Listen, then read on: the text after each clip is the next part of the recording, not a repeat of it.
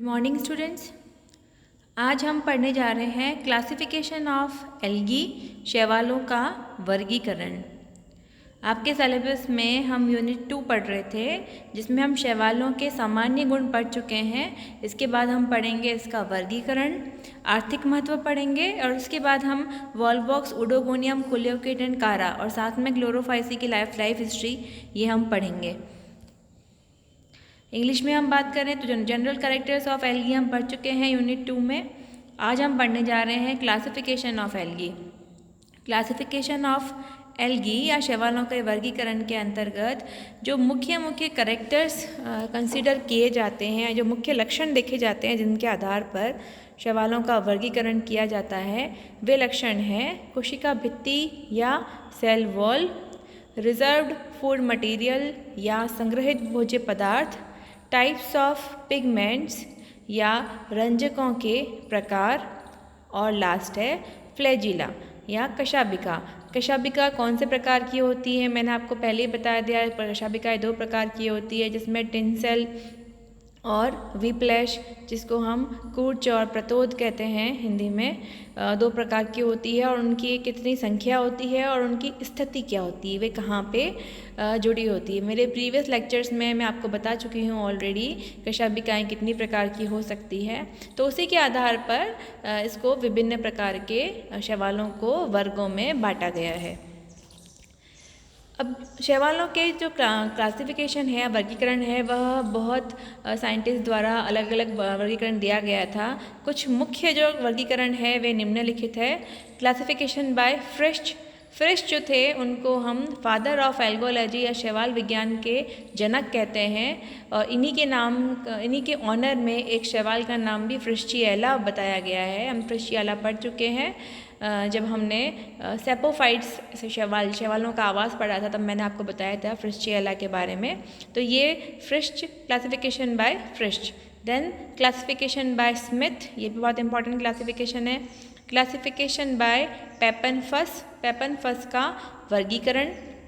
Classification bye Chapman, Chapman का वर्गीकरण। Classification bye Prescott, Prescott का वर्गीकरण। क्लासिफिकेशन बाय राउंड, राउंड का वर्गीकरण।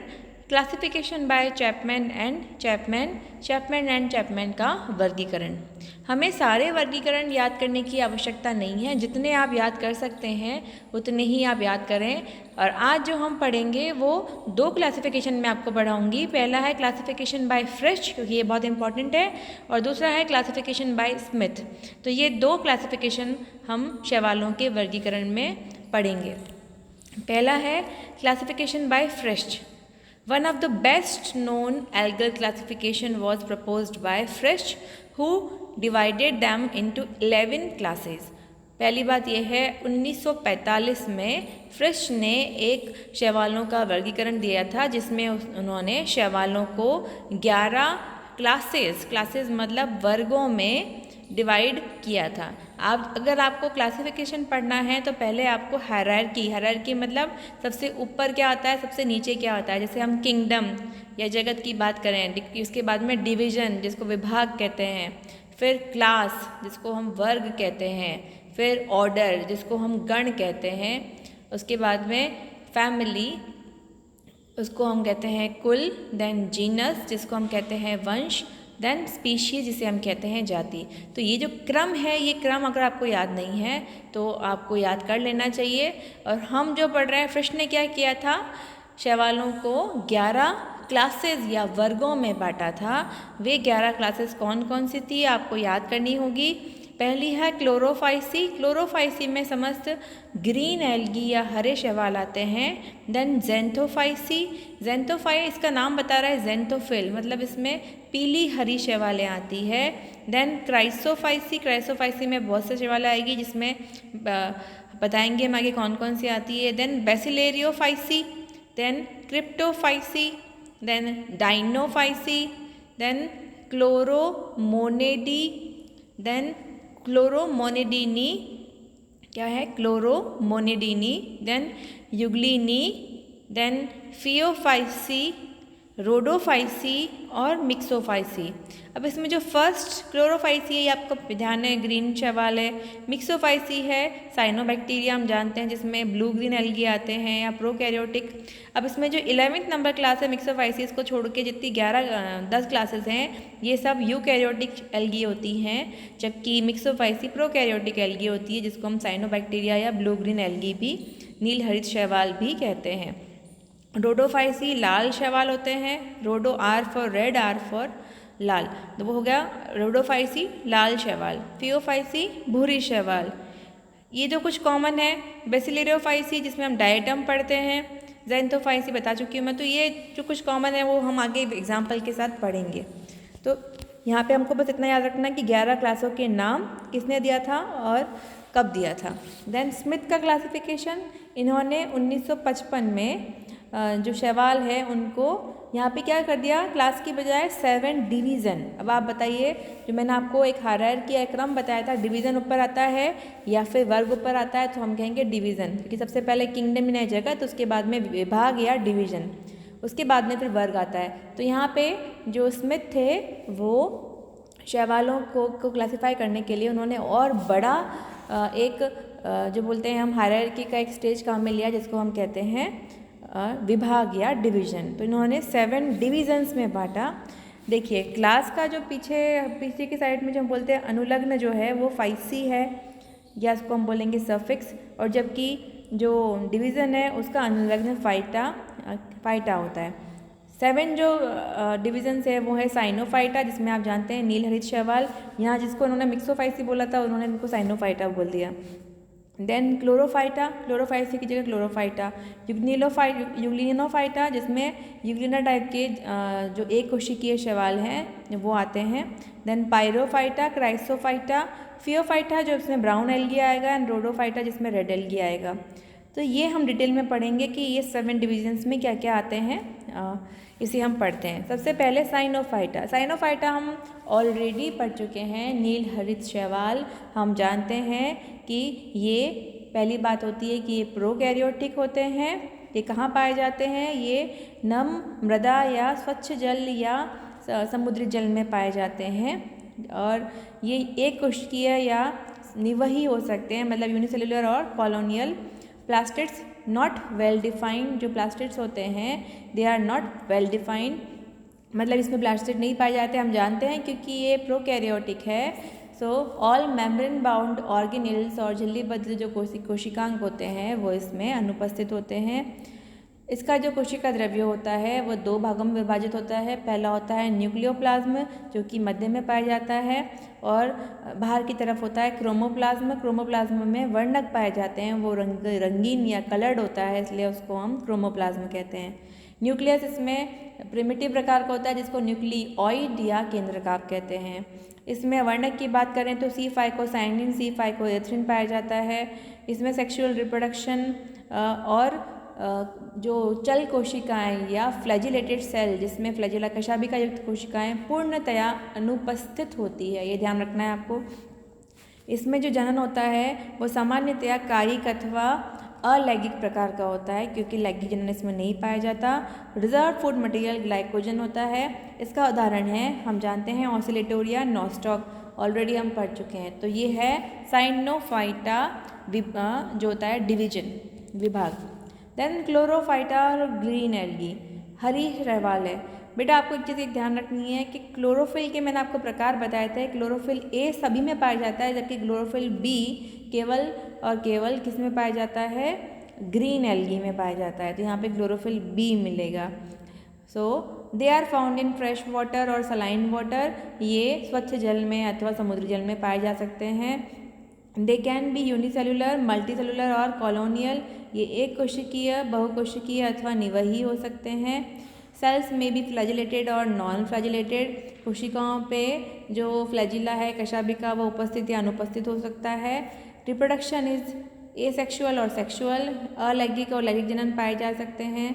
पिगमेंट्स, क्लोरोफिल तो ऑफकोर्स होगा ही, इसके अतिरिक्त कैरोटीन और ज़ैंथोफिल पाए जाते हैं। Reserve food material is starch. आगे ये बताया गया है कि क्लोरोफाइटा डिवीज़न को 2 वर्गों में या 2 क्लासेस में बांटा गया है। वो 2 क्लास कौन सी है? क्लोरोफाइसी और कैरोफाइसी। क्लोरोफाइसी का उदाहरण है जो आप पढ़ेंगे ओडोगोनियम, इसके अतिरिक्त स्पाइरोगायरा यूलोथ्रिक्स। कैरोफाइसी का उदाहरण है कैरा। तो आप पढ़ेंगे, ये कैरा भी आप पढ़ने वाले हैं, ओडोगोनियम भी आप इसकी लाइफ हिस्ट्री पढ़ने वाले हैं। तो ये बात हुई दूसरे विभाग की जिसका नाम है क्लोरोफाइटा। तीसरा है यूग्लिनोफाइटा। ये फ्रेश वाटर में मिलता है और सामान्यतः फ्रेश वाटर मतलब मीठा पानी या स्वच्छ जल में मिलता है और स्थिर जल में मिलता है, फ्लोइंग वाटर में नहीं मिलेगा। इसकी जो कोशिकाएं होती है उसमें सेल वॉल नहीं पाई जाती, इसलिए इनका आकार थोड़ा अनिश्चित होता है। इनके ऊपर फ्लैजिला पाई जाती है, इसमें कलर्ड प्लास्टिड्स पाए जाते हैं। कोशिका विभाजन हमेशा लंबवत होता है और इसमें सबसे इम्पॉर्टेंट चीज़ ये रिजर्व्ड फूड मटेरियल होता है पैरामाइलम। ये एक प्रकार का कार्बोहाइड्रेट है, इसका उदाहरण है यूग्लिना। यूग्लिना आपने प्रोटिस्टा में भी पढ़ा होगा, तो यूग्लिना आप शैवाल में भी पढ़ते हैं। देन पायरोफाइटा। पायरोफाइटा सामान्यतः जो होते हैं वो समुद्री होते हैं, स्वच्छ जल में नहीं पाए जाते। दे आर यूनिसेल्युलर व एक कोशिकीय होते हैं। Presence of 2 unequal flagella. इनके ऊपर 2 जो अलग अलग विभिन्न आकार के फ्लैजिला या कशाभिकाएँ पाई जाती है।